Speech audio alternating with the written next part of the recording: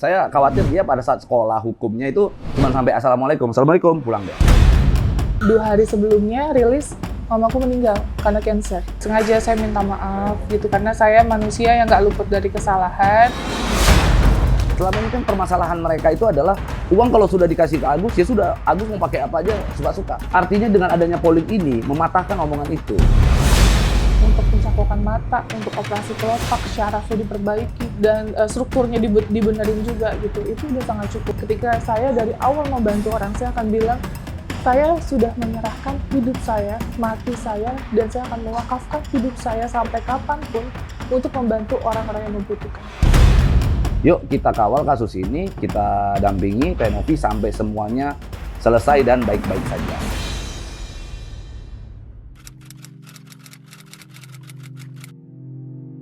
Biasanya setiap tahun, setiap saya ulang tahun, ya pastinya kita akan berbagi dengan saudara-saudara kita yang membutuhkan, khususnya mungkin anak-anak, terus duafa, atau disabilitas fisik dan mental gitu. Dan alhamdulillah kita sudah berjalan hari ini bersama juga dengan Bang Pablo gitu. Makanya saya senang banget Bang Pablo dan Kak Rey sudah menyempatkan waktunya ikut bersama kami gitu. Dan buat saya pribadi ketika ulang tahun bukannya kita harus senang-senang dengan berfoya-foya, tapi lebih introspeksi diri, bersyukur dan tambah berbagi dengan orang-orang yang membutuhkan, termasuk anak-anak di sini gitu.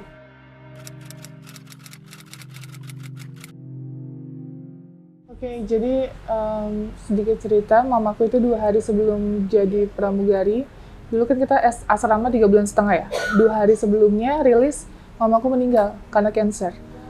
Dan ini adalah didikan mamaku untuk berbagi antar sesama, terus peduli dengan pedagang kecil, yang akhirnya aku lakukan amanah dari mamaku ini, karena kita nggak bisa memberikan apapun kecuali kebaikan yang insya Allah nanti akan sampai ke mamaku. Dulu mamaku pernah bilang ketika mama meninggal, kamu nggak bisa ngasih mama lagi, nggak bisa bagian mama lagi, kecuali amal dan kebaikan yang kita lakukan di sini untuk mamaku gitu.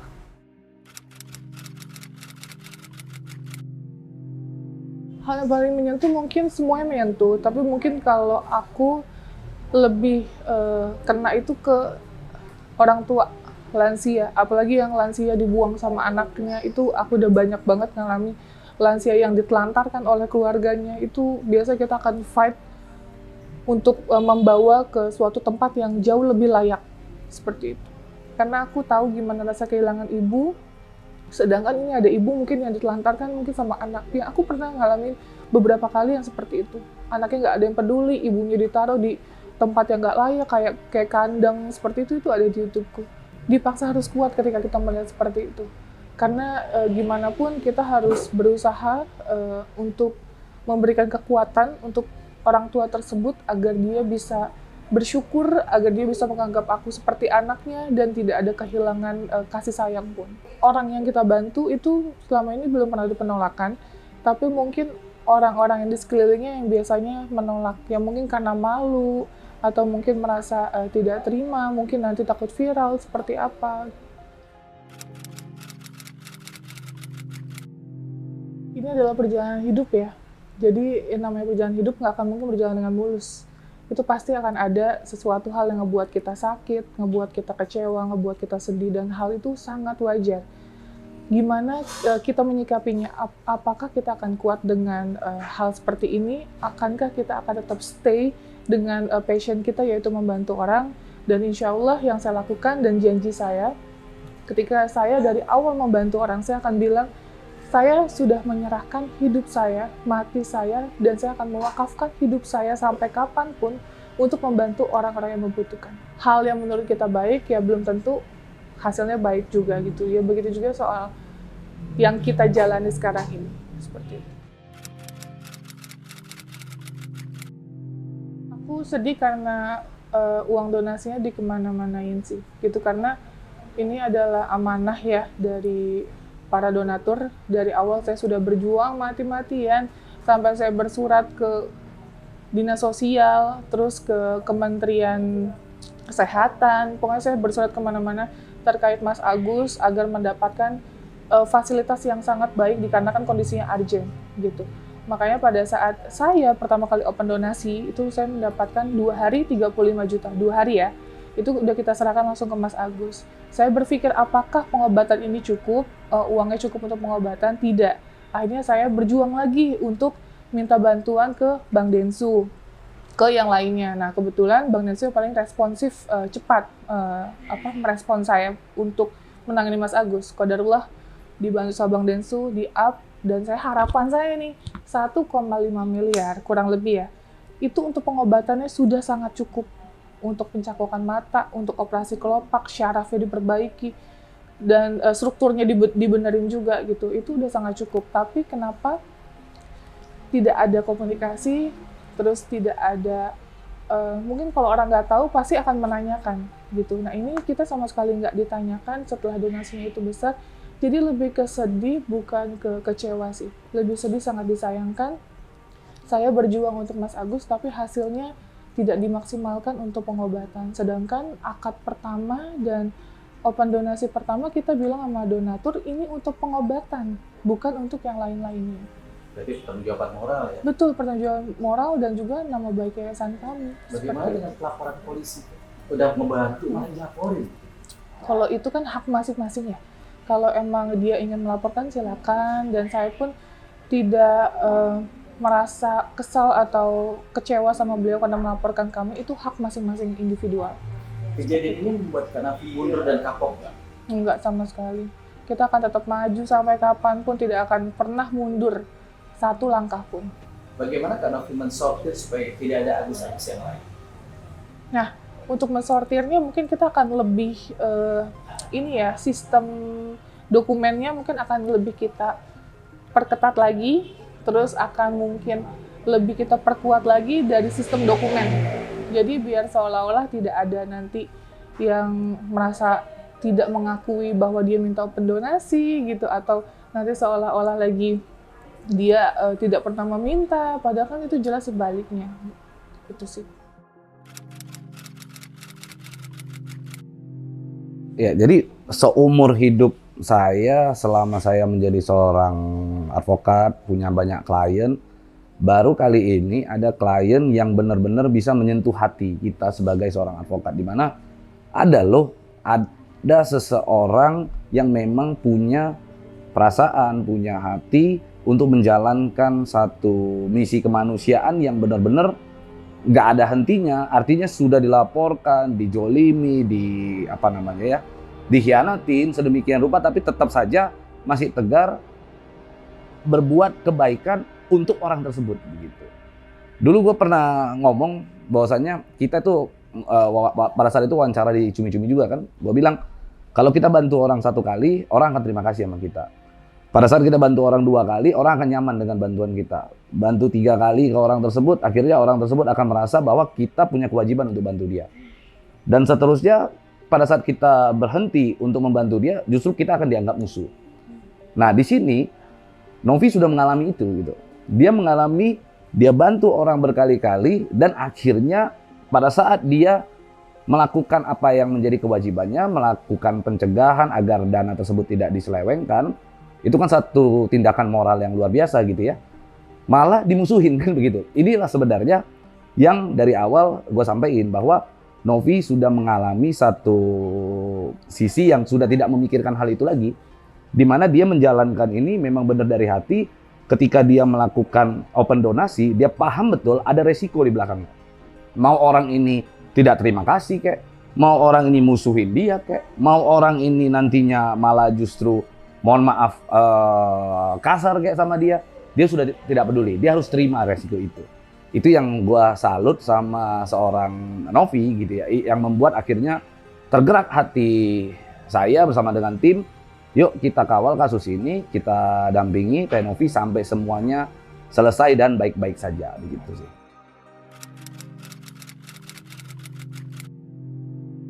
Ya, jadi berawal dari rasa moralitas yang sudah ditawarkan oleh Novi kepada Agus Salim, di mana di sana sudah ada itikat baik. Yuk kita mengundang untuk mediasi, kan itu sebenarnya poinnya. Artinya tanpa syarat loh. Pada saat itu Novi mengatakan Kalaupun tercapai mediasi, laporan tidak dicabut juga tak masalah kan begitu. Tidak ada menjadi satu problematika di situ kan. Akan tetapi pada saat di mediasi terlihat bahwa sosok atau orang-orang yang dikirim oleh pihaknya Agus Salim justru cenderung tidak menginginkan adanya titik temu di situ. Justru lebih ke menyerang urusan-urusan yang tidak sepatutnya diungkapkan di sana gitu. Sehingga menurut saya sudah tidak ada itikat baik dari pihak sana.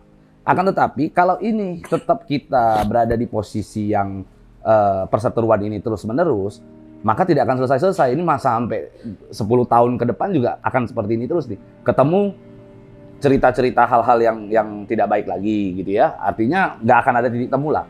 Nah pada saat itu saya melihat banyak sekali donatur yang ingin agar penyelesaian tersebut benar-benar sesegera mungkin bisa terselesaikan. Tidak lagi menjadi satu problem yang sengkarut seperti ini gitu. Maka donatur berinisiatif ingin menggalang data dan memberikan hak ini kepada para donatur di seluruh Indonesia dari Sabang sampai Merauke yang merasa memiliki wewenang atau memiliki uang pada saat memberikan sebagian rezekinya kepada Agus itu. Artinya kekuatannya bagus kan? Artinya kekuatannya benar-benar kuat begitu ya. Pada saat mereka menyerahkan uang tersebut belum dipakai untuk pengobatan mata, maka status kepemilikan uang tersebut masih merupakan milik daripada donatur. Sehingga donaturlah yang berhak menentukan uang tersebut diperuntukkan untuk apa. Apakah itu diserahkan kepada Agus? Apakah uang tersebut diserahkan kepada penerima manfaat lain? Atau dikembalikan kepada donatur kembali. Gue selalu bilang begini ya, donatur itu kata dasarnya itu donor kan, gitu. Donasi itu kata dasarnya donor begitu. Donasi itu ada terbagi dalam 4 hal. Donasi sosial yang sekarang dilakukan oleh Tenovi, lalu ada donasi bencana alam, donasi pendidikan dan donasi lingkungan hidup gitu ya. Kenapa harus dipecah-pecah secara spesifik? Karena memang donasi itu bermakna menggalang dana untuk kepentingan atau suatu tujuan yang spesifik. Maka kata dasarnya adalah donor. Sama halnya kalau kita donor ginjal atau donor darah kepada seseorang. Bisa nggak kita darah kita yang kita berikan bukan untuk transfusi darah? Justru darah kita itu dipakai buat nyiram tanaman, kan nggak bisa.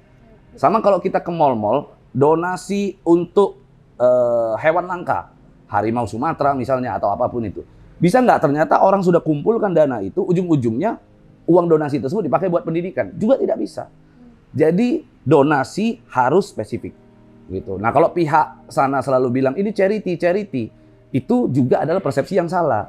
Karena charity itu kata itu diambil dari bahasa Latin, disebut dengan caritas.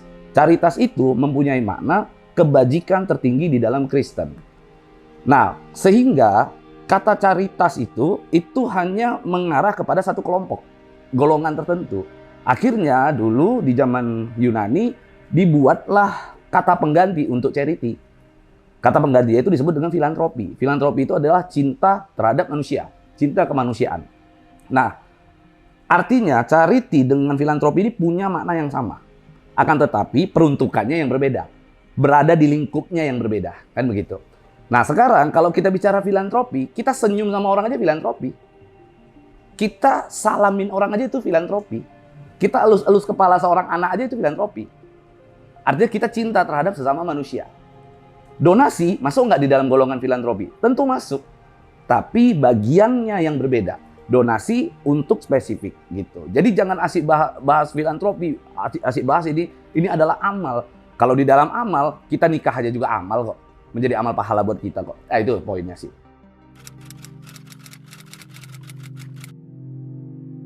Jadi yang pertama, kalau memang ada yang mengatakan bahwa keabsahan daripada polling tersebut itu diragukan begitu ya.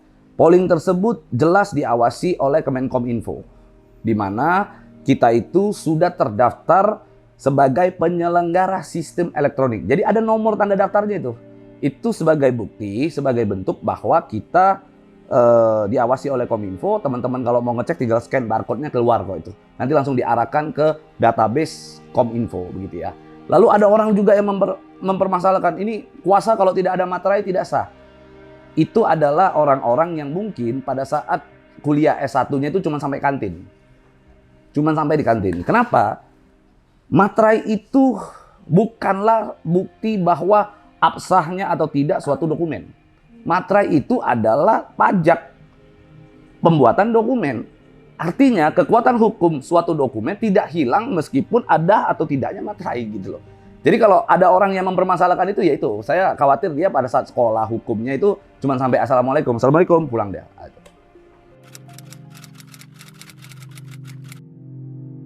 Nah kalau aku jawab nggak mau untuk Agus dan lain-lain itu berarti aku nggak fair gitu. Kalau aku lebih serahkan ke donatur ya, itu kan semua hak donatur karena itu adalah uang mereka. Dan kalau aku pribadi, aku mengopen di yayasan itu untuk peruntukannya memang untuk pengobatan, tapi kita kembalikan aja semua ke donatur tersebut, seperti itu. Uang di yayasan kemarin juga pada saat itu ya di gedung jual, Ya. itu udah kita share bahwa uangnya masih utuh. Jadi kita sebenarnya masih menunggu kemarin itu untuk Mas Agus operasi matanya untuk kelopak. Terus kita disampaikan juga apabila nanti uangnya sekian itu akan kita langsung transferkan ke rumah sakit JSC gitu kan. Mas Agus walaupun nggak mau ketemu sama kita nggak apa-apa, cuman tinggal datang dan berobat aja, uang sudah tersedia gitu. Tapi itu pun tidak diindahkan, jadi ya kita nggak bisa berikan statement apapun terkait itu. Selama ini kan permasalahan mereka itu adalah uang kalau sudah dikasih ke Agus, ya sudah, Agus mau pakai apa aja suka-suka. Kita artinya dengan adanya polling ini mematahkan omongan itu. Bahwa donatur seberapa besar sih yang yang memberikan memang benar-benar mau Agus pakai buat apa saja boleh. Lalu seberapa besar sih pihak-pihak yang justru ingin bahwa Agus digunakan itu untuk pengobatan mata, begitu kan? Lalu ada seberapa besar sih yang ternyata ketika diberikan adanya permasalahan ini, udah deh mending nggak usah kasih ke Agus kan begitu. Jadi kita kembalikan lagi murni kepada para donatur karena mereka yang berhak begitu. Konsepnya begini. Kita pada saat Novi ke podcastnya Densu mengatakan bahwa ada seseorang yang bernama Agus ya mengalami kekerasan dengan penyiraman air keras itu kan kisahnya dijual ke publik. Kisahnya diberikan kepada publik. Sehingga itu sudah menjadi tujuan. Ada kesepakatan non-verbal. Yang mana kesepakatan tersebut ketika mereka transfer, artinya tujuannya untuk pengobatan mata. Tidak akan mungkin mereka sudah jelas dengar cerita bahwa ada penyiraman air keras, pengobatan mata, dan lain-lain. Ini untuk biaya rumahnya Agus. Nggak ada itu seperti itu. Sehingga karena ada hal itu, kita kembalikan lagi kepada donatur. Kalau uangnya belum dipakai pengobatan mata, maka hak untuk menentukan uang tersebut arahnya kemana ada di donatur. Gitu. Bukan di kita juga, bukan dari pihak yayasan juga. Gitu. Karena tetap amanah saya pegang, amanah dari donatur. Peruntukannya untuk pengobatan dan saya harap dilakukannya juga untuk pengobatan, bukan yang lain-lain. Kalau mungkin yang lain-lain dari awal kita akan open, misalnya contoh, untuk bayar hutang, ya kita peruntukannya untuk bayar hutang. Jadi sesuai dengan akad yang pertama aja. Niat saya kan dari awal juga diawali dengan baik. Sebenarnya juga saya mau diakhiri juga dengan baik gitu. Makanya kita berusaha untuk komunikasi, kita pengen tabayun gitu. Itu kan mau penyelesaian semua juga baik. Tapi kan kalau emang pihak dari sananya tidak berkenan kan saya tidak bisa memaksakan kehendak orang lain juga gitu.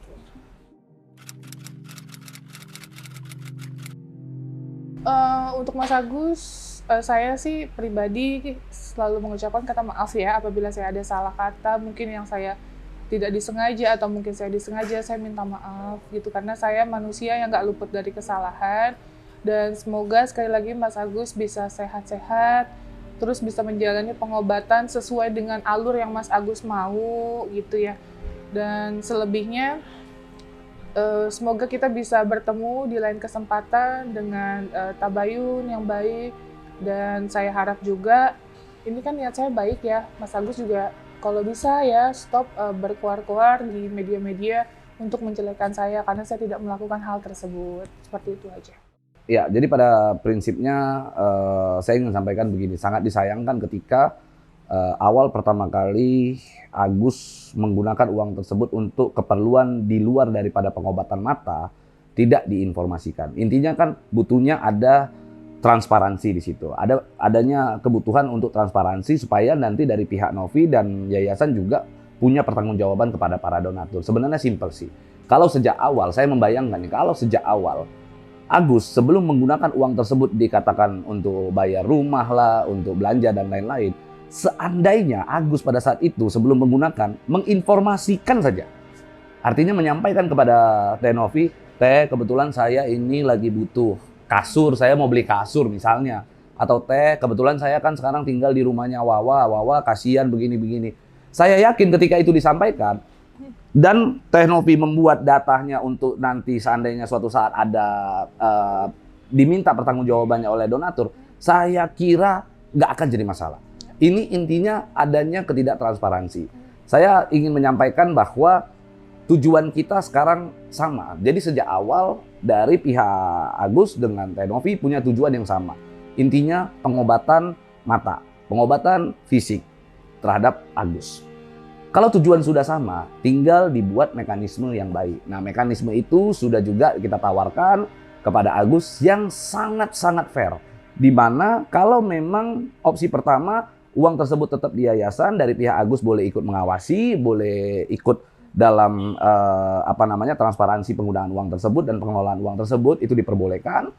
Bahkan opsi kedua, kita menunjuk pihak ketiga, ya, yang mana kita juga mengirim orang untuk mengawasi itu. Artinya, ini sudah adalah penawaran yang sangat-sangat fair.